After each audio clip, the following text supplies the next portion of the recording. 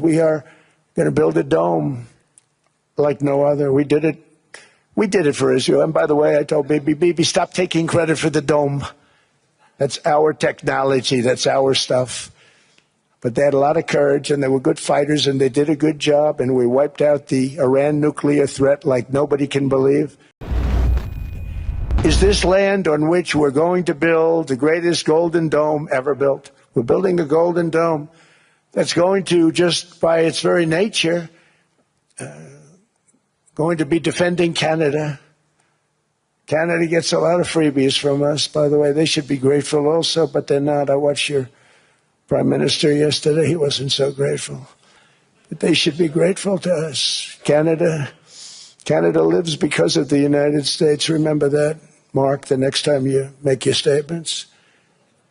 What we did for Israel was amazing. But that's nothing compared to what we have planned for the United States, Canada, and the rest of the world. We are going to build a dome like no other. We did it. We did it for Israel. And by the way, I told Bibi, stop taking credit for the dome. That's our technology. That's our stuff. But they had a lot of courage, and they were good fighters, and they did a good job, and we wiped out the Iran nuclear threat like nobody can believe. Nobody's ever seen anything like it. That, Venezuela, taking down Soleimani, wiping out al-Baghdadi when he tried to reinstitute ISIS. We did a lot. I did a lot of big things, all perfectly executed. Everyone was perfectly executed. Somebody told me that, a military expert told me, sir, everything you've done has been perfectly executed. I said, I know.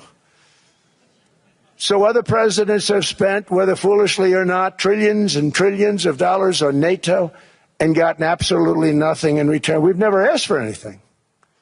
It's always a one-way street. Now they want us to help them with Ukraine. And we say, we're going to. I'm really helping, not even them. I want to see, last week, if you saw, it was 10,000 soldiers, but last month it was 31,000 soldiers died. 31,000. That's this room times, the number of people in this room times 30. Think of it. 30,000 soldiers died in 1 month. The month before it was 27,000. The month before that it was 28,000. The month before that it was 25,000. It's a bloodbath over there. And that's what I want to stop. It doesn't help the United States, but these are souls. These are young people. Look like you, look like some of you right in the front row. They go to war. Their parents are so proud. Oh, there he goes, comes back. 2 weeks later, they get a call, your son's head's been blown off. I want to stop it. It's a horrible war. It's the worst since World War II. They keep going. They'll exceed World War II. The numbers are staggering, how many people they've lost. They don't want to talk about it. Ukraine and Russia lost just tremendous amounts. And I'm dealing with President Putin, and he wants to make a deal, I believe. I'm dealing with President Zelensky, and I think he wants to make a deal. I'm meeting him today. He might be in the audience right now. But they got to get that war stopped because too many people are dying, needlessly dying. Too many souls are being lost. It's the only reason I'm interested in doing it. But in doing it, I'm helping Europe, I'm helping NATO, and I've until the last few days when I told them about Iceland, they loved me. They called me daddy, right, last time. A very smart man said, he's our daddy. He's running it. I was like running it. I went from running it to being a terrible human being. But now what I'm asking for is a piece of ice, cold and poorly located, that can play a vital role in world peace and world protection. It's a very small ask compared to what we have given them for many, many decades. But the problem with NATO is that we'll be there for them 100%. But I'm not sure that they'd be there for us if we gave them the call. Gentlemen, we are being attacked. We're under attack by such and such a nation. I know them all very well. I'm not sure that they'd be there. I know we'd be there for them. I don't know that they'd be there for us. So with all of the money we expend, with all of the blood, sweat, and tears, I don't know that they'd be there for us. They're not there for us on Iceland, that I can tell you. I mean, our stock market took the first dip yesterday because of Iceland. So Iceland's already cost us a lot of money.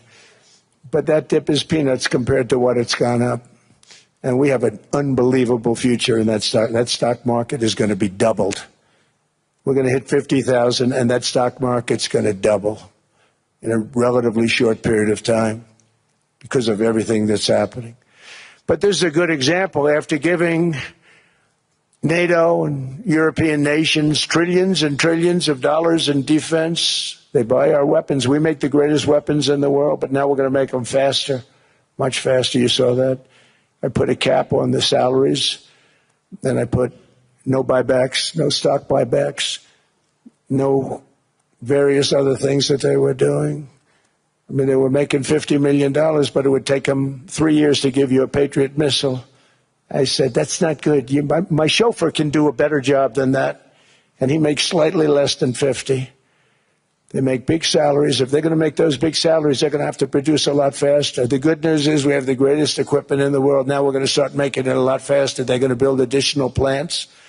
And all of the money that goes into stock buybacks is going to go into building plants. We're not allowing stock buybacks by defense companies any longer. They're going to build new plants to make Tomahawks, Patriots. We have the best equipment, F-35s, F-47, the new one just coming out. They say it's the most devastating plane, fighter jet ever. Who knows? They called it 47. If I don't like it, I'm going to take the 47 off it. I wonder why they called it 47. We'll have to think about that. But if I don't like it, I'm going to take that 47 off. But it's supposed to be the stage 6. It's supposed to be the first stage 6 plane, undetectable, like our B-2 bombers were undetectable. They flew right over Iran. They were undetectable.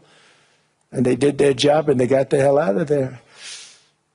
So we want a piece of ice for world protection, and they won't give it. We've never asked for anything else, and we could have kept that piece of land, and we didn't. So they have a choice. You can say yes, and we will be very appreciative, or you can say no, and we will remember. A strong and secure America means a strong NATO, and that's one reason why I'm working every day to ensure our military is very powerful, our borders are very strong, and above all, our economy is strong because national security requires economic security and economic prosperity, and we have the greatest that we've ever had. Biden and his allies destroyed our economy and gave us perhaps the worst inflation in American history. They say 48 years, I say forever, but I think 48 years is the equivalent to forever.